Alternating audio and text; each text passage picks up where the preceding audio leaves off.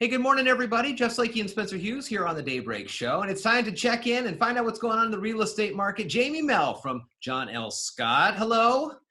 Good morning. Hello. Good to see you. Nice to see you. First things first, I got to say congratulations, right? I saw on Facebook is this the start of the second year, right? As the managing broker. Yeah. It's been a crazy 2 years, but I am just extremely proud of the team that we have here at John L. Scott and all of the changes that we've gone through. And, learning how to do real estate in a whole new way with COVID has been really interesting too. So I've had a lot of crazy experiences packed into the 2 years. I bet. And folks can head right down Railroad and see all the great work you've done on the frontage of John L. Scott. Beautiful looking front here in downtown Shelton. So you sent me some information that the housing market still seems to be going strong, and this kind of is broken down into some different categories. Yes. Yeah. So every month I produce a report for the Mason County Housing, and I'm going to go ahead and share my screen with you now. All right, let's try this. Let's see what we can get. I'm going to start this email. There we go. There we go. Doesn't have your personal phone number or email address anywhere on that screen, does it? I don't think so. Okay, good.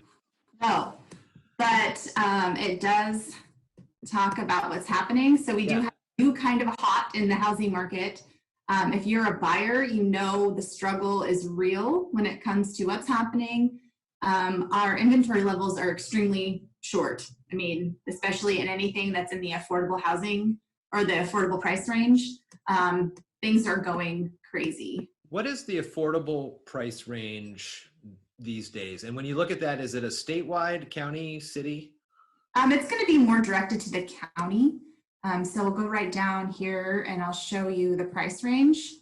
So right here, it breaks out the price range 0 to 250, 250,000.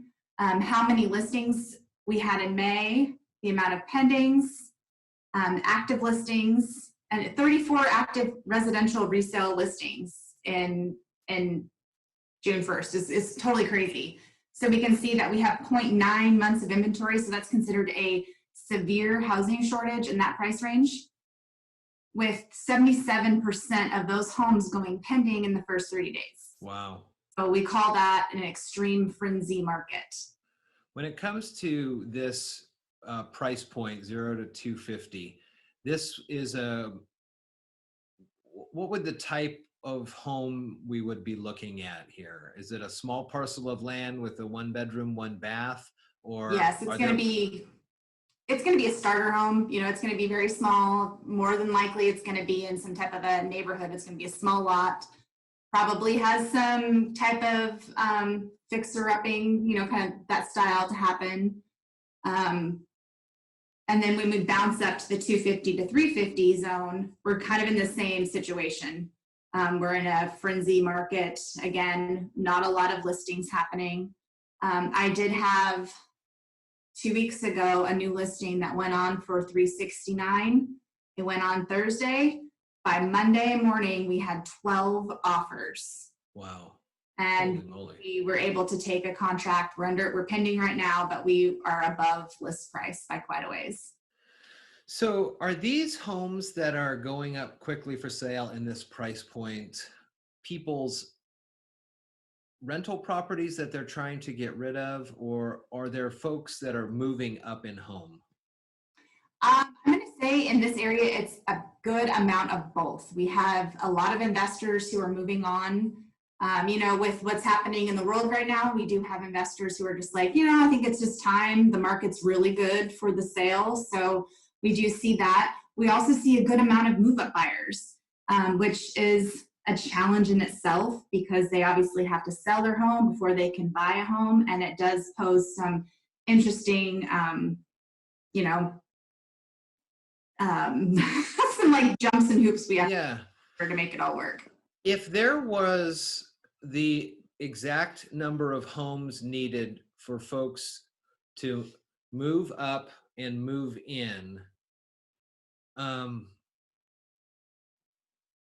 Well, I forgot my question. I was trying to figure out how much of that movement is happening there. Because I'm looking at your other notes here and you see frenzy and surge and strong. And as those tick up, the price points are what I would say are a little outside of Mason County's price range, but people are definitely looking into the county.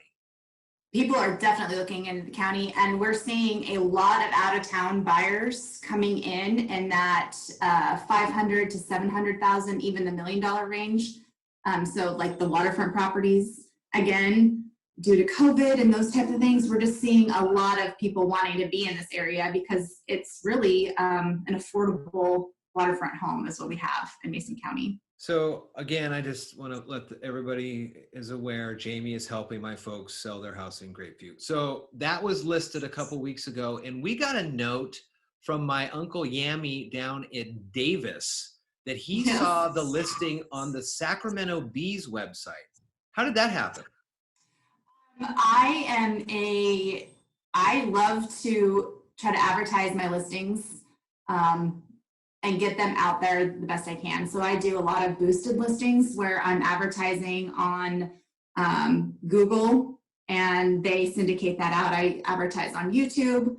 And so it's everywhere. I want to be able to get the reach as far as I can because we do have people moving out of state into Washington and into Mason County specifically. So I would just want to get that reach out there. We were talking about moving this morning or yesterday on the show, and with these tech companies, Twitter and things like that, starting to toy with the idea of letting people work from home as 100%, 100%. People are not looking to have necessarily, what was the term I was looking at? They're not looking at being lifestyle rich. The shift is back to land property rich, because if you can work anywhere and you got super fast fiber internet from PUD3, I mean, you could live on the water and telecommute and it'd be perfect. Exactly. Yes. And actually the two previous sales I had were families moving into the area and they can both telecommute. So they were like, it just opened up where we could live and they love the community. I mean, Mason County has so many great things going for it. So yeah, it's interesting to see that happening more and more. We're in phase 2. The county's getting ready to apply for phase 3. How's that changing what's going on at John L. Scott?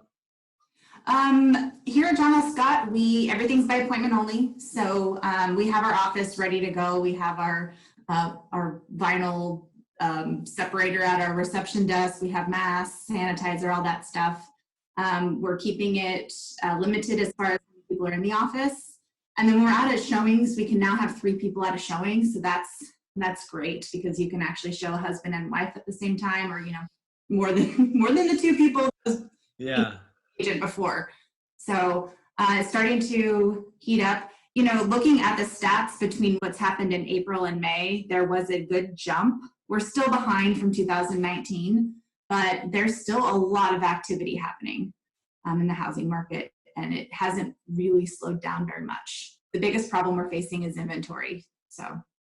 And if we were to, let's say the city, the county, the feds, anybody would say one day, all right, construction, residential construction, have at it. How long would it take, you think, for there to be some sort of equalization of inventory, new inventory, and then allow the folks to move around? Yeah, I think it would be a matter of, years. Really? Or 2 anyways. I keep on going back and thinking about 2008, 2009, those years where we had 6+ months of inventory. We had just nothing but inventory, and now we have 0. So one thing I did want to mention, we are in a recession. They announced that on Monday that we are technically in a recession. And there's just a handful of things I wanted to point out about where we're at currently compared to the recession we were in 2008. Right now, the homeowners in the United States have more than they ever have in their homes. So that's another strong point. We have the shortage of inventory. So, we need that. We're not using irresponsible lending habits like we were back then. And home prices are not appreciating out of control. They are appreciating, but not like we were seeing in 2006 and 7. Mm-hmm. I just wanted to mention that because I know a lot of people are like, oh, I don't want to buy anything or I don't want to sell because of, you know, the recession and housing crash. So, all of the economists are basically saying the housing market is going to be what's pulling us out of this next recession. Okay. So the struggles back in 08, 09 that the whole country felt, that there was a lot of laws that were changed and amended and worked over to try to avoid that. So you're thinking that those laws are actually doing what they're supposed to be doing? Yes, definitely. Especially when it comes to the lending habits that we were seeing. The lender guidelines have improved so much. You can still, you know, there's still so many programs for lending that will get first-time home buyers in, you know, the young buyers that are still a huge tool for them without getting them into a situation in a few years, like we saw in 2008 and 9. And I know you've been working very hard on this over the years, the first sets of walls going up at the Y. Oh my gosh, isn't that so amazing? Wow, that's going to be not tell you. Huge for the community. It's going to be huge. It's going to be really cool. I'm just proud of all the people that have put so much time and effort into it. It's just that's awesome. Yeah. Jamie, how can folks get in touch with you at safe distance? Yeah, they can call the office number 360-426-3319, or they can reach us at johnlscott.com. Very cool. We'll put the links in the show notes. Good to see you. Thank you. I appreciate everything. And we will check in a couple weeks. All right. Thank you.